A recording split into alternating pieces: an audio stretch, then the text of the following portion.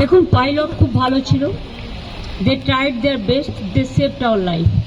এর থেকে বেশি আমি আর কিছু বলবো না। আর বলুন, আর কি আছে?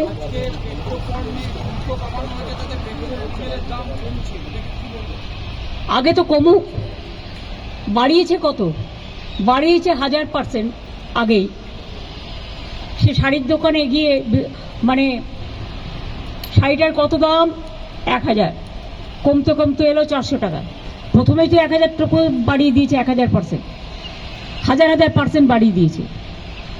তারপরে এটা শুল্ক কমানো মানে কি দাম কমবে? শুল্কটা ক %? লোকে পাক, এটা আমি চাই, লোকের অসুবিধা যাতে না হয়। গ্যাসটা কি হলো? 25 দিন আগে লোকের রান্নাঘরটায় আগে তো রান্না করবে, খাবে। পেট্রোল তো অ্যাভেলেবেল আছে আমাদের এখানে, আর গ্যাসও অ্যাভেলেবেল আছে। আমি চাই না আমাদের এখানে হলদিয়াতে যে গ্যাস প্রোডাকশন হয়, সব পুলিশ অফিসারদের চেঞ্জ করে দিয়ে, ডিএমদের চেঞ্জ করে দিয়ে, বাংলায় যে গ্যাস প্রোডাকশন হয় সেই সিলিন্ডার যেন বাইরে না যায়। আর দ্বিতীয় কথা হচ্ছে, আমার এই যে 10 লক্ষ লোক বাইরে থেকে ইলেকশনের সময় ডিউটি করতে আসবে, হাজার হাজার লোক, তাদের গ্যাস দিতে গিয়ে বাংলার লোকের যেন গ্যাসের প্রবলেম না হয়। কেরোসিনটা আমরা বাড়িয়েছি কিছুটা, এবং এই কেরোসিনটা রেশনের মাধ্যমে মানুষ পাবে। তাতে যারা স্টোভে রান্না করে কিছুটা সুযোগ হবে, কিন্তু আজকাল বেশিরভাগ মানুষই গ্যাসে গেছে। এই পর্যন্ত। আপনারা ভালো থাকুন, সুস্থ থাকুন। সব বাদ দিয়ে দিচ্ছে, এখনো পর্যন্ত লিস্ট বের করেনি। আমার কথা হচ্ছে, সুপ্রিম কোর্ট বলেছিল লিস্ট বের করতে। ফার্স্ট সাপ্লিমেন্টারি লিস্ট আমরা কেউ এখনো পাইনি, পাবলিক ডোমেনেও আসেনি। এর থেকে বেশি গণতন্ত্র হত্যা, আনফরচুনেট ফর ডেমোক্রেসি হতে পারেন না।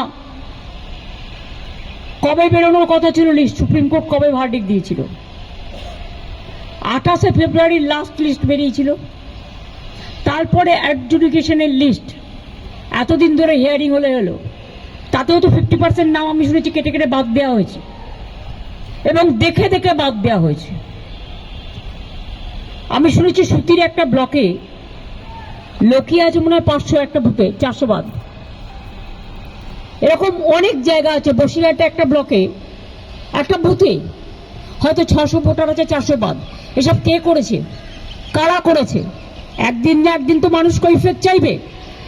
বুকের পাটা থাকলে আমি বলবো লিস্ট বের করুন আগে, মানুষকে জানতে দিন কার নাম আছে কার নাম নেই।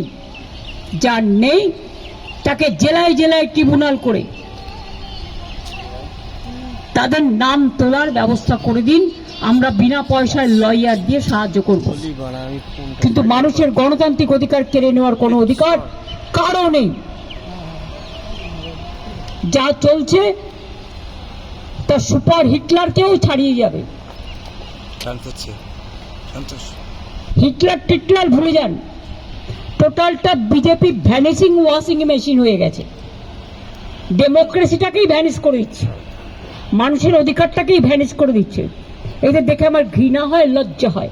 বাংলার প্রতিটা মানুষ এর জবাব দেবে। এক একটা পরিবারে একজনের ভোটের নাম আছে, 4 জনের নেই। আর দেখে দেখে অনেক কমিউনিটি থেকে লক্ষ লক্ষ নাম বাদ দেওয়া হয়েছে। কার জমিদারি এটা?